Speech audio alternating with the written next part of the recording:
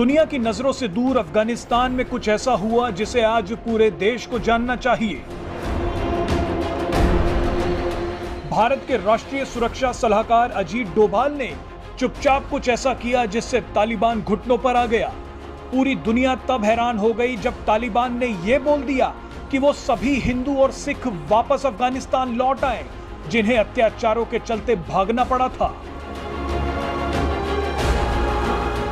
तालिबान ने यहां तक आश्वासन दे दिया है कि वो हिंदू और सिख समुदाय के लोगों की सुरक्षा का पूरा ध्यान रखेगा। लेकिन अचानक ऐसा क्या हुआ कि तालिबान हिंदू और सिख समुदाय के लोगों को वापस बुलाने की गुहार लगा रहा है? दरअसल प्रधानमंत्री नरेंद्र मोदी, विदेश मंत्री एस जयशंकर और एनएसए अजीत डोभाल ने मिलकर एक ऐसी रणनीति बनाई जिसने अफगानिस्तान में पूरा खेल ही पलट कर रख दिया। आपको बता दें कि अफगानिस्तान में भारत के लिए 3 बड़ी चुनौतियां थी। पहली ये कि वहां रह रहे भारतीय सुरक्षित रहें। दूसरी चुनौती ये थी कि अफगानिस्तान में भारत ने बीते कई सालों में जो निवेश किया उस पर कोई भी आंच न आए। और तीसरी सबसे बड़ी चुनौती ये थी कि अफगानिस्तान की जमीन का इस्तेमाल भारत के खिलाफ न हो पाए। लेकिन भारत ने इन तीनों ही चुनौतियों का हल निकाल लिया। तालिबान ने कहा कि भारतीय निवेश और भारत के लोगों पर अब कोई भी आंच नहीं आएगी और न ही भारत के खिलाफ उसकी जमीन का कोई भी इस्तेमाल कर पाएगा। अफगानिस्तान में भारत की जबरदस्त कूटनीति ने पाकिस्तान और चीन के मंसूबों पर पानी फेर दिया।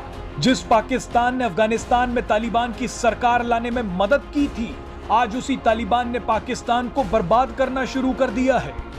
आपको याद दिला दें कि नवंबर 2021 में भारत के राष्ट्रीय सुरक्षा सलाहकार अजीत डोभाल ने नई दिल्ली में अफगानिस्तान पर क्षेत्रीय वार्ता की मेजबानी की थी। उस दौरान भारत ने साफ तौर पर यह कह दिया था कि अफगानिस्तान की जमीन का इस्तेमाल भारत के खिलाफ नहीं होना चाहिए। भारत ने तालिबान को चेतावनी तो जरूर दी, लेकिन मानवीय सहायता भी जारी रखी। आपको याद होगा कि जिस समय दुनिया कोरोना महामारी से जूझ रही थी, तब भारत ने अपनी जबरदस्त कूटनीति का परिचय दिया था। भारत ने भुखमरी से जूझ रहे अफगानिस्तान को हजारों टन गेहूं और जरूरी दवाइयां मुहैया करवाई थी। इस मदद के बाद अफगानिस्तान के लोग भारत की तारीफ करते नहीं रुक रहे। पूरी दुनिया ने एक समय यह बोलना शुरू कर दिया था कि अफगानिस्तान अब भारत के लिए सबसे बड़ी चुनौती बन जाएगा। लेकिन भारत ने ऐसी रणनीति बनाई कि सारा खेल ही पलट गया।